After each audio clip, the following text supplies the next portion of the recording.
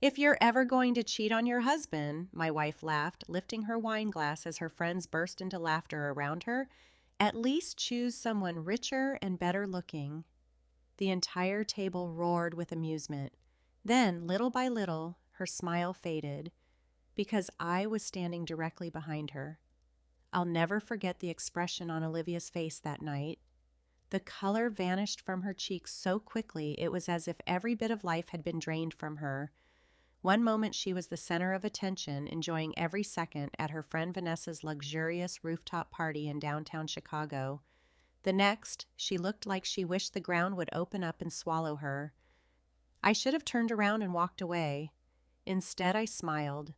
Not because I found it funny, but because something inside me finally made sense.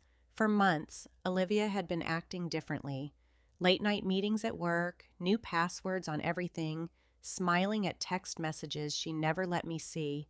Every time I questioned her, she'd kiss my forehead, call me paranoid, and reassure me that nothing was wrong. Like a fool, I believed her. That night, I arrived late after finishing a grueling 12-hour shift at my construction company. My clothes smelled of sweat and dust, while everyone else was dressed in expensive suits and elegant silk dresses. Olivia always hated when I looked too working class around her wealthy friends, but I showed up anyway. That turned out to be her biggest mistake. "Oh my God, Ethan," she whispered, nearly choking on her drink. "How long have you been standing there?" "Long enough," I answered calmly. The entire table fell silent. Her friends suddenly became fascinated with their phones. Olivia forced an uneasy laugh. "Baby, it was only a joke." I slowly nodded. The strange thing about jokes is that they often reveal the truth. She grabbed my arm tightly, hard enough to hurt. "Can we please not do this here?" But I was already seeing things I had ignored before, the way Tyler, her handsome coworker and corporate lawyer, refused to meet my eyes, the way Olivia tensed whenever he moved, the guilty expressions on her friends' faces instead of confused ones. That was the moment I knew, not suspected, knew. Without saying another word, I walked out of the party. Olivia ran after me into the parking garage, struggling in her high heels as rain poured from the sky. "Ethan, stop being dramatic." I slowly turned toward her. "Are you sleeping with him?" For 2 long seconds, she said nothing. Sometimes silence tells the truth louder than words ever could. Her eyes instantly filled with tears. "It only happened once." That's always the first thing liars say. I let out a bitter laugh. "You know what hurts the most? It isn't even the cheating. It's the way you convinced me I was losing my mind for noticing something was wrong." She cried harder, clutching the sleeve of my jacket. "Please, don't throw away 5 years over one mistake." "One mistake?" I shot back. "You humiliated me in front of your friends like I was nothing more than a joke."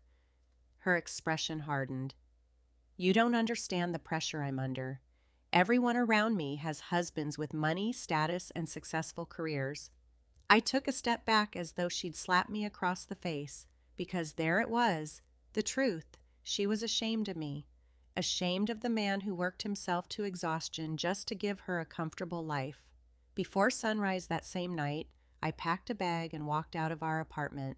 Olivia called me 43 times. I counted every single call. I answered none of them. Over the following weeks, something unexpected happened. Without Olivia constantly draining my energy and confidence, my business took off. I stopped doubting myself, worked harder than ever, and secured 2 enormous commercial contracts worth more money than I had ever imagined earning. Meanwhile, Olivia's perfect world slowly fell apart. It turned out Tyler had never wanted a real relationship. The moment her marriage started collapsing, he disappeared without looking back. Her friends stopped inviting her anywhere. The same people who once laughed at her jokes were now whispering behind her back. Then one evening, she walked into my office. She looked completely worn out. Her mascara was smudged, her coat was wrinkled, and she looked nothing like the polished woman from that rooftop party. "I made a mistake," she whispered. I didn't say a word. She looked around my new office in disbelief. "You bought this place?" "Yeah." And the new truck outside? I nodded once more.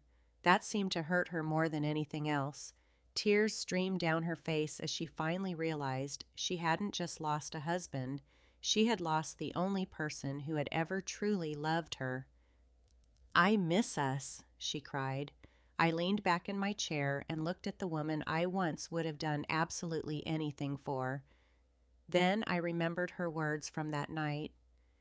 "If you're ever going to cheat on your husband, at least choose someone richer and better looking."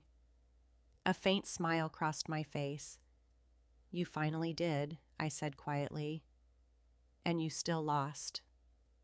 Then I stood up, walked past her, and quietly held the office door open.